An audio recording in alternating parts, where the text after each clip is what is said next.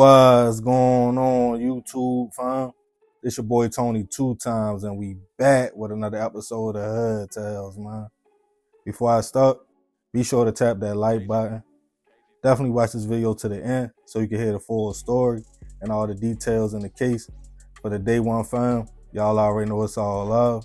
Thanks for tuning back into another episode.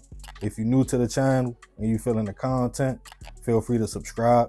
Definitely hit that notification bell so you can be notified every time we drop a new video. Oh yeah, feel free to share the channel with your peoples. Everybody is welcome.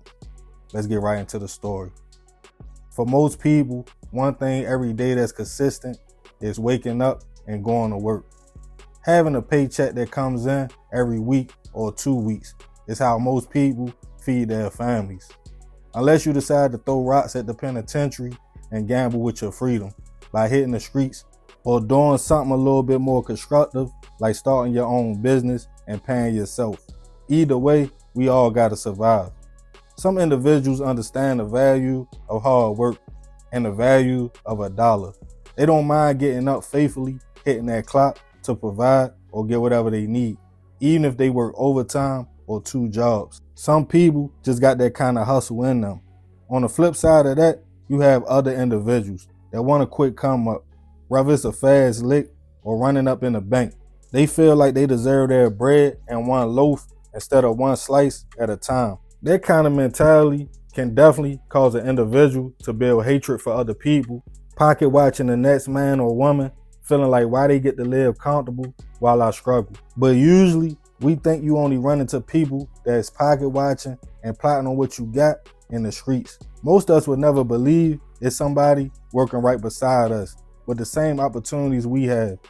Add greed and a person that knows your moves, and that's a motive for things to take a turn for the worse. And on this episode of Hood Tales, we'll be taking it to Texas to discuss a case of a man who followed his co-worker home, took his life just to go on a shopping spree with his girl.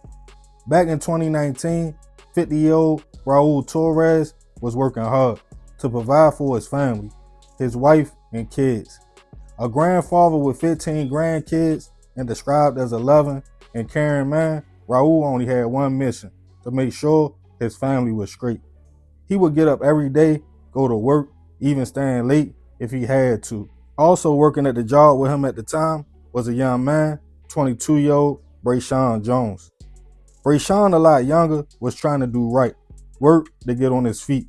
The two men from different walks of life and from 2 different generations spoke to each other only in passing, but that was about it.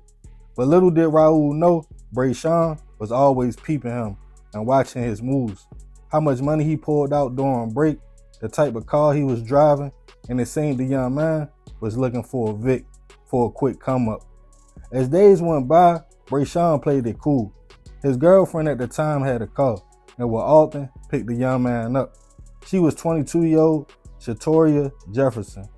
The couple had been together for a little minute, both young and just trying to figure out life. They were both just thinking about their next moves.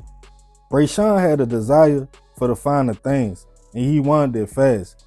He felt like a paycheck wasn't cutting it. So on January 3rd, 2019, the young man decided it was time for him to pull a move. Him and Raul worked the same shift, and the 2 men clocked out at the same time. Waiting for him as usual was his girlfriend. But when he got in the whip this day, he told Shatoria that he had a plan to get them some money. He had brought his gun with him, and he wanted her to follow his co-worker Raul home so he could rob him. The young lady agreed and pulled off behind the man. Unaware that he was being tailed and tired from a long day, Raul started driving straight to his house, which was located in the 2600 block of Largemont Drive in Mesquite. When Raul pulled up, his wife was in the house waiting for him. But before the man could walk inside, multiple shots went off and the car sped away. Confused on what was going on, Raul's wife stopped what she was doing to step outside. She found her husband laying by his vehicle, suffering from multiple gunshot wounds. She called local police, who responded to the scene. After getting no posts, they knew, unfortunately, Raul had passed away from his injuries. While searching the crime scene, they heard the man's phone go off multiple times from alerts.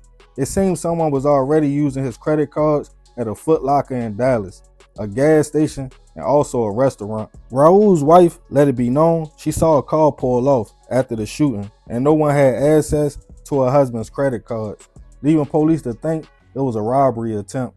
They went to the Foot Locker and asked for footage that showed the man with a hoodie on who was attempting to cover his face, buying multiple pairs of shoes. The still image was released to the news, and someone from Raul's job immediately knew who the man was. They identified the person as Brayshawn. They stated the two men left work together that same day. It wouldn't take police long to pick up the young man. During his interview, he quickly admitted to everything, claiming he followed Raul home to rob him, then shot the man in front of his own home, took his money and credit cards, and went on a shopping spree right after. When asked about the young lady who was in the store with him, Brayshawn didn't hesitate to tell detectives that was his girlfriend, Shatoria, and that the two used her car to follow Raul home that day from work. With his confession, police then went to talk to Shatoria. She also talked immediately, and Raul's items were found in her car, also a handgun, and which Brayshawn would later confirm was the murder weapon he used. The young lady stated she thought it would be a fast robbery, but her boyfriend shot the man.